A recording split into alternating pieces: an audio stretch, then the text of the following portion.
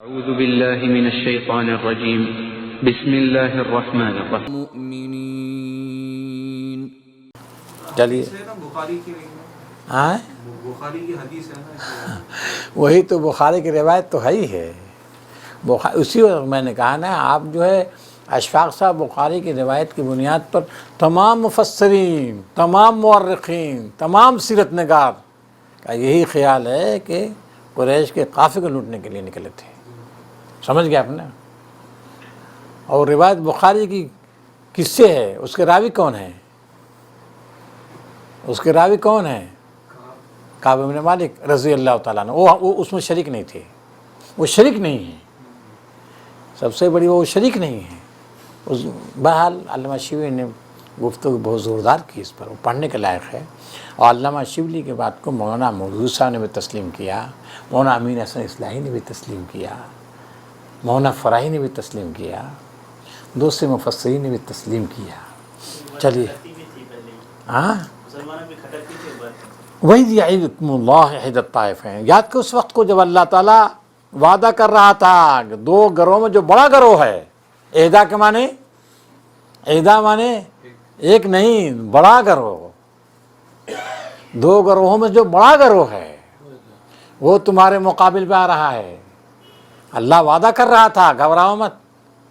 دو گروہوں میں سے جو بڑا گروہ ہے وہ تمہارے مقابل پہ آ رہا ہے. انہا لکم سے مراد کیا ہے؟ لام کس لیے ہے؟ مقابلے کے لیے، کہ وہ تمہارے مقابلے پہ آ رہا ہے. اور تم چاہتے تھے، مسلمان کیا چاہتے تھے کہ تم وہ جو غیر مسلح یعنی سفیانی قافلہ تم چاہتے اس سے بھیڑنت ہو، ان سے تم بھیڑنا نہیں چاہتے تھے، ناپسند کا اظہار کر رہے تھے.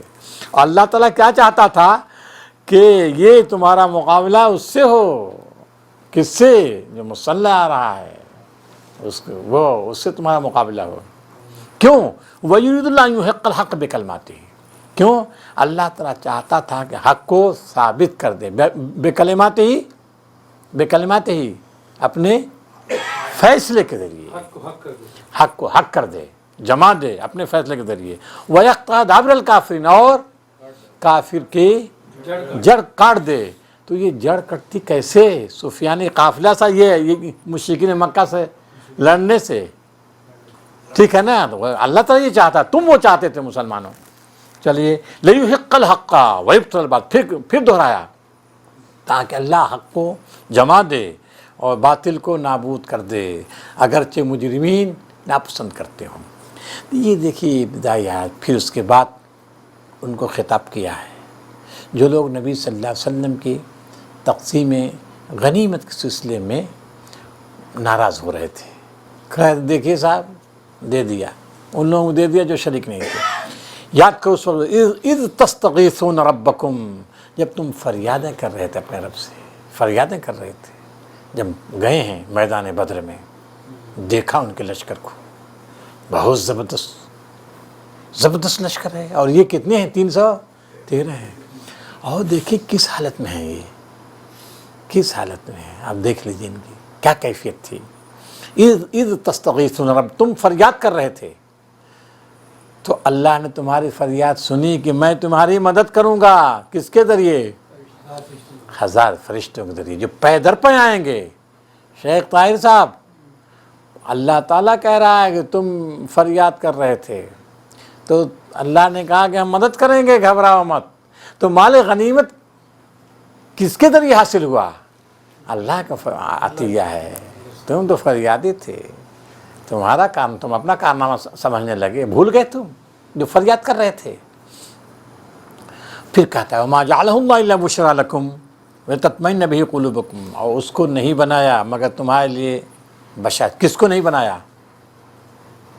اس کو نہیں بنایا مگر تمہارے بشارت. کس کو؟ ہاں، مدد کو. کس کے ذریعے؟ فرشتوں سے. فرشتوں کے ذریعے مدد کو کیا بنایا اللہ نے؟ بشارت بنائی، خوشخبری بنائی کہ تمہارا حوصلہ بڑھے اور تمہارے دل مطمئن ہو جائیں. کیونکہ ظاہر ہے فریاد تو غزوے سے پہلے نہ کر رہے تھے، اور غزوے سے پہلے اللہ نے جو خوشخبری سنائی نے کہا کہ ہم دیں گے. ہاں، دعا کر رہے تھے بھائی. روایتوں میں آتا ہے کہ نبی صلی اللہ علیہ وسلم نے بہت زبردست دعا کی. بس سب کرنے کے بعد اللہ کے رسول جو ہے بدر کے میدان میں بس دعا گو ہو گئے، اور بالکل اس قدر اصرار کے ساتھ، اے اللہ اگر تو نے ان کی مدد نہیں کی تو پھر قیامت تک تمہارا نام نہیں لینے والا ہوگا۔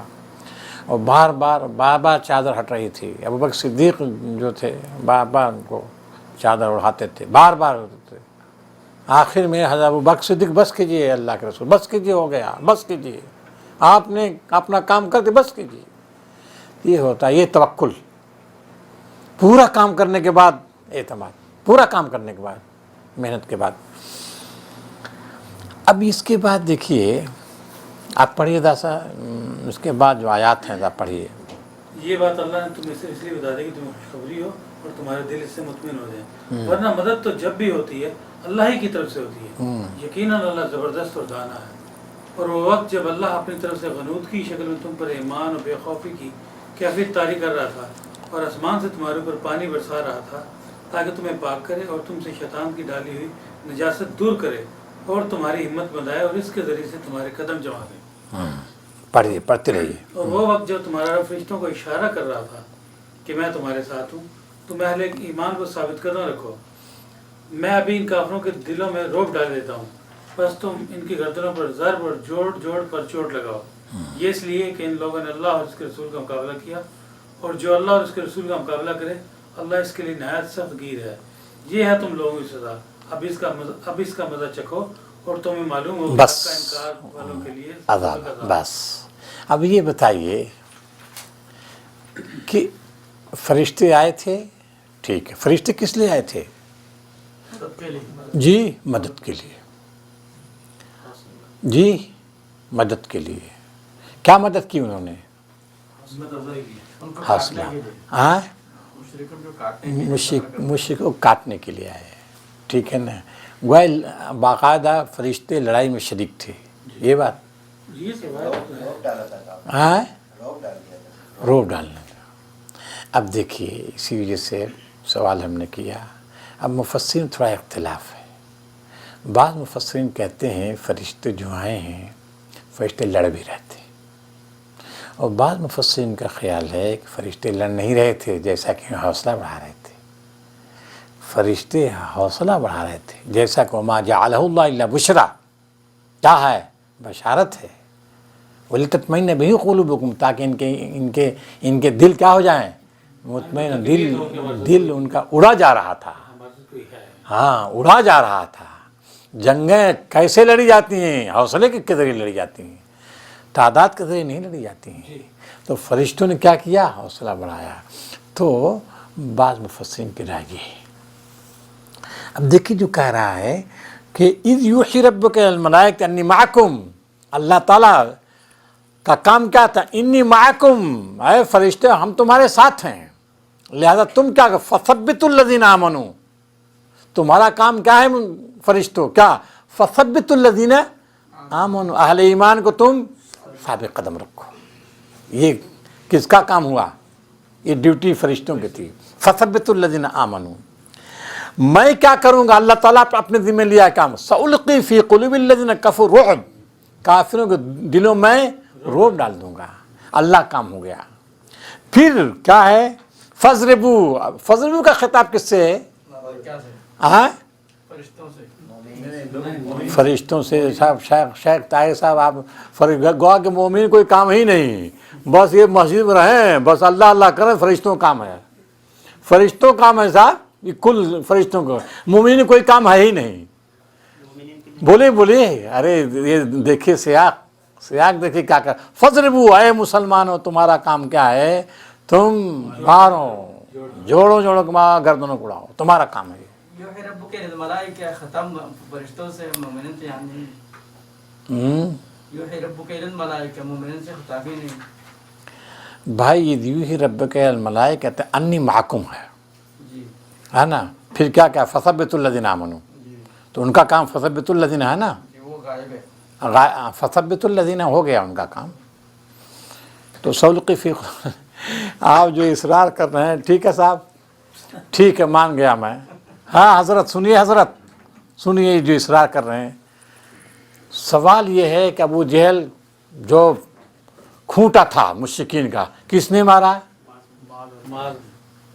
اتبا کو کس نے مارا؟ شیبہ کو کس نے مارا؟ قریش کے جو صنادید تھے ان کو مارنے والے موجود ہیں۔ یہ فرشتوں نے کس کو مارا؟ کس کو مارا؟ ان لوگوں کو جو ناقابل ذکر تھے۔ اس کا یہ نہیں کہ مومنین نے کچھ نہیں کیا، انہوں نے بھی کہا۔ نہیں سوال یہ ہے نا، سوال یہ ہے، پہلے آپ سمجھیے، صنادید قریش جس کے ذریعے جو ہے، جس کے ذریعے قریش کی قیادت گر گئی، ٹوٹ گئی، اس کا خاتمہ ہو گیا، اس کو مارنے والے کون ہیں؟ مسلمان ہیں۔ تو لیکن مسلمان کو کوئی حکم ہی نہیں ہے، مولانا کے بقول، مولانا کے بقول ان کو حکم ہی نہیں ہے۔ یہ تو کام کس کا ہے؟ صرف فرشتوں کا ہے صاحب۔ تو بھائی یہ جو ہے نا، یہ بہرحال مولانا کچھ لوگوں کی رائے تو ہے وہ کہ فرشتے لڑ رہے تھے، لیکن کسی کی یہ رائے نہیں ہے کہ یہ مسلمان خالی تماشا، نہ نہ نہ، یہ تو کہیں نہیں۔ اور حالانکہ خطاب جو ہے نا، خطاب میں تو کہیں فرشتوں کا ذکر، مسلمان کا ذکر ہی نہیں ہوا گویا، سب فرشتوں سے ہے کہ نہیں؟ یہ تو کوئی نہیں لیتا۔ شیخ صاحب یہ بھی آیا ویسے کہ یہ فرشتے گردنیں اڑا رہے تھے، یہ تفاصیل کچھ میں ہے؟ دیکھیے ایسا ہے نا، وہ گردنیں کس کی اڑا رہے تھے بتایا تو، یہ تو بڑے بڑے لوگ ہیں، بڑے بڑے جو گویا کی جو کسی لائق نہیں تھے، ناقابل بیان، تو ان کو مارا کیا فرشتوں نے؟ پوائنٹ آپ کا سمجھ گیا، سمجھ گئے آپ نا؟ یہ قرآن مجید جو بیان کرتا ہے، دیکھیے ایسی امت کو برپا کر رہا ہے جو معجزات کے سہارے نہیں زندہ رہے گی، اپنی قوت بازو سے کام لے گی۔ ہاں، یہ نہیں کہ فرشتے آ کے وہ کام کریں گے اور ہم صرف بیٹھے رہیں گے، یہ تو کبھی ہو ہی نہیں سکتا ہے۔ جہاں جہاں یہ گئے جس انداز سے انہوں نے، اب بتائیے فرشتے تھے کہ نہیں غزوہ احد میں؟ تھے کہ چلے گئے تھے؟ وہاں بھی دیکھیے فرشتے تھے، لیکن فرشتوں نے کیوں نہیں بچا لیا؟ بچا لیا کیا؟ فرشتوں نے بچایا؟ کچھ نہیں۔ اسباب مسببات کے پردے ہی سے اللہ کی مدد آتی ہے، ایمان ہوتا ہے، عزم ہوتا ہے، حوصلہ ہوتا ہے۔ سمجھ آئی بات کہ نہیں؟ رسول موجود وہاں بھی ہے، ہم نے کہا یہاں تو ہے، کیا ہے الفی میں، وہاں کیا بخمسۃ آلاف من الملائکہ ہے کہ نہیں حضرت؟ اور وہاں اس میں مصومین تیار تھے، فرشتے تیار تھے لڑنے کے لیے، یہ ہے، یہ تو آتا ہے، تیار تھے۔ لیکن آپ نے دیکھا کیا ہوا؟ مسئلہ پلٹ گیا، پلٹ گیا۔ کیوں؟ رسول کی نافرمانی ہوئی تھی۔ کس چیز میں نافرمانی ہوئی تھی؟ کس میں؟ کہا تھا کہ یہاں تم رہنا، لڑائی کرنا ہے تم کو، لڑائی کرنا ہے، یہاں رہنا تم، ہاں جب تک ہو۔ جہاں وہ ہٹے، فرشتوں کی مدد بھی ظاہر ہے۔ فرشتوں کی مدد کیسے ختم ہوئی؟ آپ سوچ لیجئے، فرشتوں کی مدد ختم کیسے ہوئی؟ ادھر سے حملہ ہوا، اور پھر جب زوردار حملہ ہوا تو کیا ہوا؟ یہ خود مسلمان کو مارنے لگے، بدحواس ہو گئے۔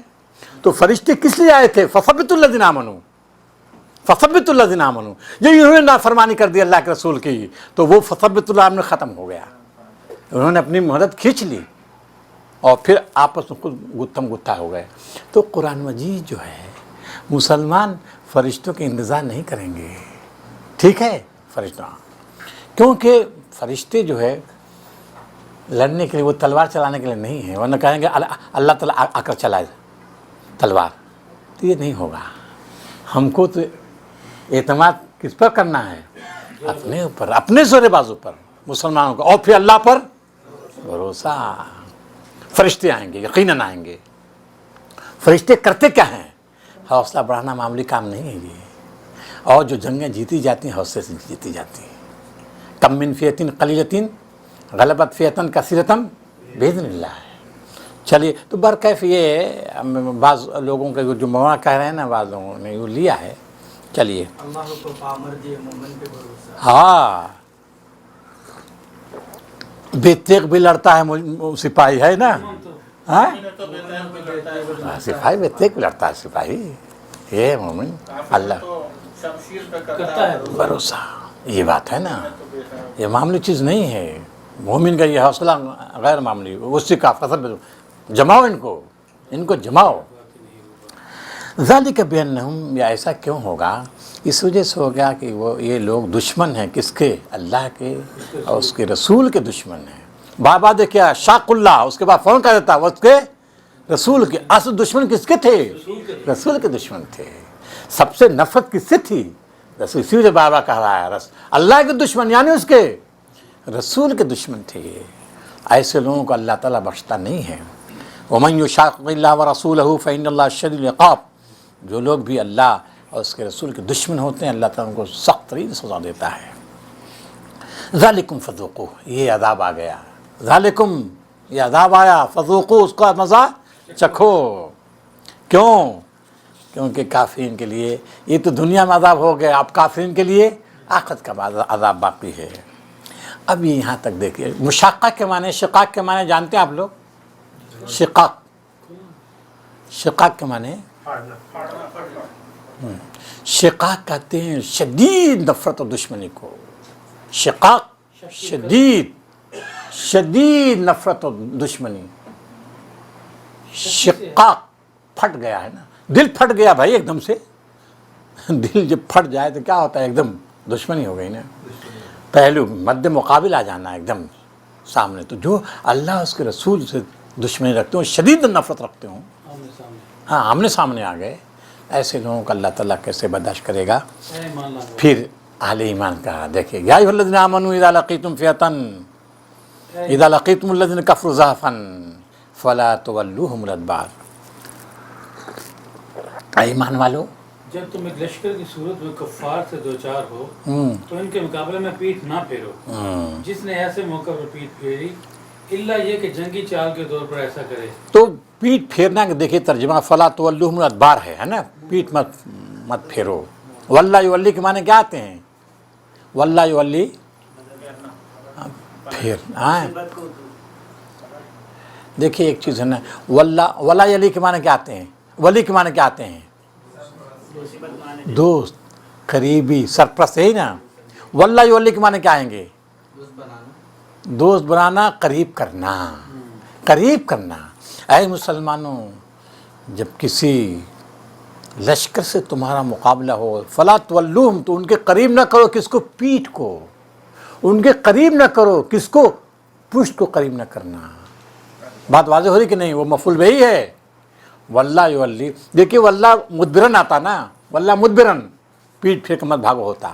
لیکن واللہ مدبرن نہیں ہے، کیا ہے؟ فلا تولوہم الادبار. اے مسلمانوں، اپنی پشت قریب نہ کرنا، دشمن سے اپنا سینہ قریب کرنا. پشت قریب کر دیا تو اس کا کیا ہو گیا؟ تم نے ہاں اس دل دکھا دی تم نے. اب تم بھاگو گے، بھاگ جاؤ گے. چلیے، اور پھر اس کے بعد وَمَن يُوَلِّهِمْ يَوْمَئِذٍ دُبُرَهُ. چلیے، اللہ یہ کہ جنگی چال کے طور پر ایسا کرے یا کسی دوسری فوج سے جا ملنے کے لیے، تو وہ اللہ کے غضب میں گر جائے گا، اس کا ٹھکانہ جہنم ہوگا اور وہ بہت بری جائے باز بھی. بس جو شخص بھی لڑائی کے وقت پیٹ پھیر کر بھاگے گا تو پھر اللہ کے غضب کا مستحق ہوگا اور اس کا ٹھکانہ جہنم ہوگا. اب بدترین ٹھکانہ ہے. البتہ کسی جنگی تدبیر کی تحت کرتا ہے، جی جنگی تدبیر، جنگی حکمت عملی کے طور پر اگر وہ اختیار کرتا ہے تو پھر اللہ کی رحمت کا مستحق ٹھہرے گا اور اس کی جنت کا سزاوار ہوگا. اس کے مقابل میں حذف ہو گیا. چلیے آگے.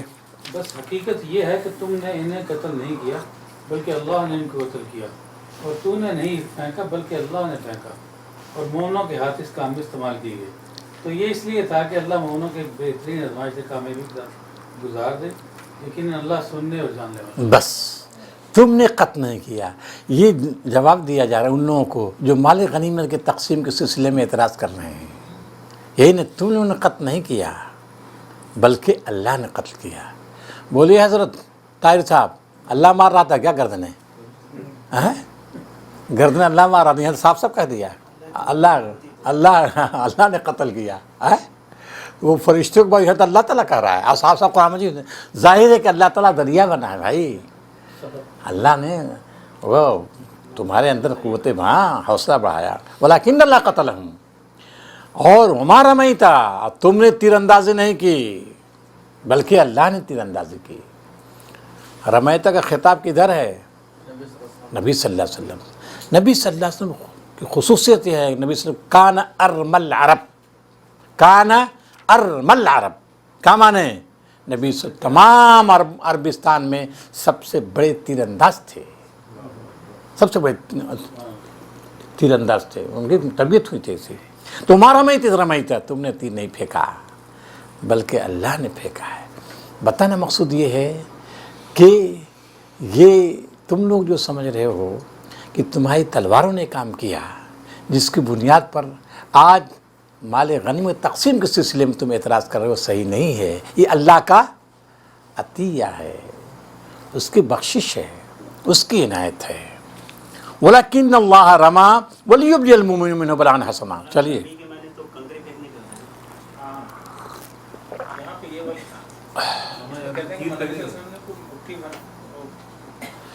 وہ روایت میں تو ہے، وہ بھی ہو سکتا ہے، سمجھ گیا آپ، وہ بھی ہو سکتا ہے پھینکا ہو، ٹھیک ہے، لیکن یہاں چیز نا، یہاں وہ چیز ہے تیر اندازی کی بات. دیکھیے ایک چیز ہے، عرض کرتا ہوں میں، رما یرمی جب آئے گا بغیر کسی مفعول کے، بغیر صلہ کے، تیر اندازی کے معنی میں ہوگا. پتھر پھینکنے جب آئے گا تو پھر اس کا ذکر ہوگا، ترمیہم، ہاں اس کا ذکر ہوگا. یہاں اس کا ذکر نہیں ہے، صرف رما ہے، مطلق ہے، مطلق. جب مطلق آئے گا تو اس کے معنی تیر معنی. دیکھیے ایک ہوتا رم، ایک ہوتا ضرب، ایک ہوتا تان.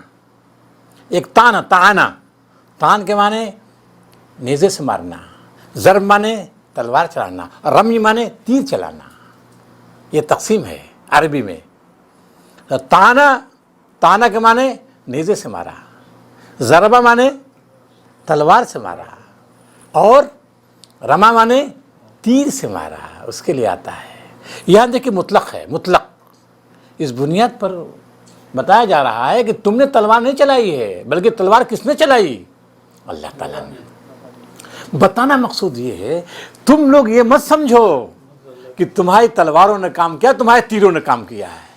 یہ اللہ کی مشیت تھی، اللہ کا انعام دیا ہوا ہے. اب تم جو ہے اس پر سمجھتے ہو کہ مال غنیمت تقسیم جو رسول نے کیا غلط کیا ہے. نہیں، یہ سب بات نہیں ہے. چلیے وَلِيُبْلِيَ الْمُؤْمِنِينَ مِنْهُ بَلَاءً حَسَنًا. واوقات میں کس پر ہے شیخ طاہر صاحب؟ ایسا کہ اس ترجمے کو کہیں کسی اس میں اڈاپٹ کیا ہے، مطلب جو آپ فرما رہے ہیں تیر کا. یہ تو ذرا مشکل ہے بتانا، یہ مشکل ہے. بالعموم لوگ وہی لیتے ہیں اس روایت کی بنیاد پر، اچھا روایت کی بنیاد پر. اب اس روایت کا انکار نہیں ہم کرتے کہ مارا پھینکا ہو، انہوں نے پھینکا ہوگا، اللہ کے رسول نے. لیکن یہاں وہ مراد نہیں ہے، یہاں تیر اندازی. ہاں، ایسا نہیں کہ اللہ کے رسول نے جو وہ کیا اور پھر اس کے بعد آ کر بیٹھ گیا، ایسا نہیں ہے بھائی. وہ کنکری پھینک کر اس کے بعد شاہت الوجوہ کر کے بیٹھ گئے کیا؟ ہاں بس یہ بات ہے نا، یہ بات ہے. تو وہ کام کیا اللہ کے رسول نے. اور غزوہ احد میں انن نبی کیا لا کذب، انن نبی کیا مطلب، انن نبی لا کذب، آگے بڑھتے چلے گئے. تو نبی صلی اللہ علیہ وسلم پیچھے نہیں ہٹتے تھے کبھی. وَلِيُبْلِيَ الْمُؤْمِنُ مِنْهُ بَلَاءً حَسَنًا. اور تاکہ اس کا کیوں کس پر ہے بھائی؟ محترم علیہ صاحب سے روایت ہے، ہاں میں سے سب سے بہادر وہ ہے جو نبی صلی اللہ علیہ وسلم کے پیچھے ہوتا تھا. ہاں نا، یہ بات ہے نا. بخاری میں ہاں، آگے نبی ہمیشہ آگے رہتا تھا. بولیے. بلکہ یہ بھی آتا ہے کہ نبی صلی اللہ علیہ وسلم جب جنگ کا مسئلہ ہوتا ہے تو اپنے لوگوں کو آگے بڑھاتے تھے، اور جب مال غنیمت کے لینے کا تو پھر پیچھے ہٹ جاتے تھے. اپنا ہاں نبی کی شان تھی.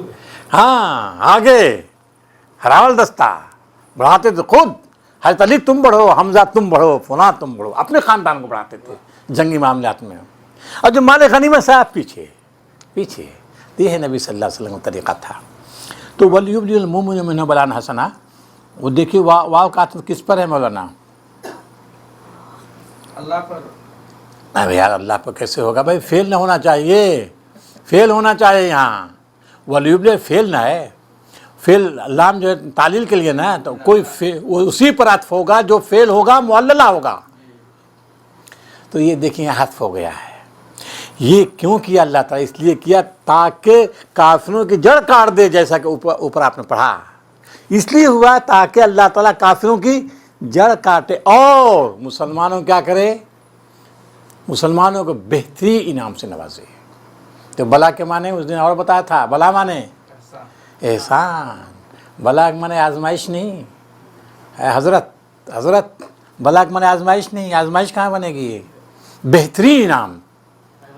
जी बेहतरीन इनाम, बेहतरीन आजमाइश क्या होगी, बेहतरीन आजमाइश भी होती है कोई बेहतरीन नहीं, ताकि काफिरों के लिए क्या उनकी जड़ काट दे और अहले ईमान पर क्या करे, नवाजिशें करे, खूब को नवाजा। बताना मकसूद है जो कुछ हुआ अल्लाह की मर्ज़ी से हुआ, उनकी जड़ कटी अल्लाह की मर्ज़ी से और मुसलमानों को इनाम मिला अल्लाह की मर्ज़ी से। तुम्हारा समझना है, तुम्हारी तलवार में काम किया, ये गलत है सोचना है, सब अल्लाह का फैज़ था।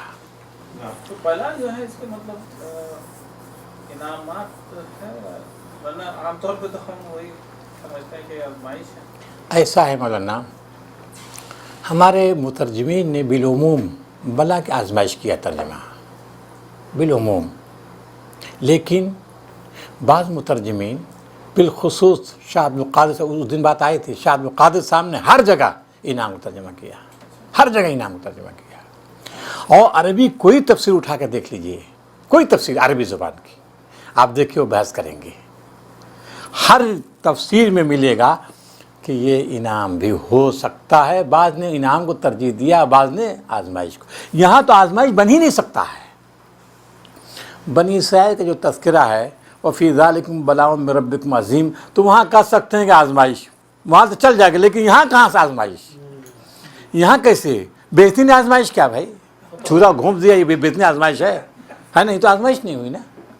तो यहाँ बेहतरीन इनाम, बेहतरीन इनाम क्या है, खूब एवज़ दे। वहाँ थाने में देखे तर्जमा है, खूब एवज़ दिया, खूब हसन का तर्जमा खूब, उनका क्या है वो आपके पास तर्जमा क्या है, किसका तर्जमा है, किसका तर्जमा आपके पास, मौजूद साहब ने, आमिन हसन साहब ने वो किया है। और ताकि करे ईमान वालों पर अपनी तरफ से खूब एहसान। एहसान, ये कौन है, शफी साहब, मुफ्ती शफी साहब ने किया है, मुफ्ती शफी साहब ने देखे वही किया। और नेमत फतेह मोहम्मद जालंधरी साहब ने किया कि मोमिनों को अपने एहसानों से अच्छी तरह, ये है देखिए फतेह मोहम्मद साहब का तर्जमा और ख़ुद मुफ्ती शफी साहब तर्जमा, इन लोगों का वो तर्जमा है जो शाह अब्दुल कादिर साहब का है। इन लोगों ने पैरवी की शाह अब्दुल कादिर साहब की। चलिए, ये मामला तो तुम्हारे साथ है, और काफी के साथ मामला ये है कि अल्लाह इनकी चालों को कमज़ोर करने वाला है। हाँ, अब ये चालें कमज़ोर कर देगा, इनकी चालें कामयाब नहीं हो सकती हैं। चलिए, काफिरों से कह दो, हाँ, अगर तुम फैसला चाहते थे तो लो, फैसला तुम्हारे सामने आ गया, हाँ, अब बाद आ जाओ तो तुम्हारे ही लिए बेहतर है, वरना फिर पलट कर इसी हमाकत का इरादा करोगे तो हम भी इसी सज़ा का इरादा करेंगे। बस अब देखिए कहा जा रहा है, इन तस्तफ्ते हो फ़क़त जात में फ़त, अगर तुम फतह चाहते थे, क्या फतह चाहते थे, वो कहते थे आज जो फैसला हो जाएगा हमें कौन हक पर है, तुम खुद कहते थे आज फैसला हो जाए कौन हक पर है। अब तो फैसला हो गया, अब तुम्हारा क्या फ़र्ज़ बनता है, क्या फ़र्ज़ बनता है, ईमान ने सरेंडर हो जाओ, अब बाज आ जाओ, किससे, कुफ्र से, शिर्क से बाज आ जाओ। अगर तुम बाज आ गए तो तुम्हारे लिए बेहतर है। देखिए ये उभारता है ना, उभारता है, ये नहीं कि बाज अगर आ जाओ जब भी पीटे, ना ना ना ना।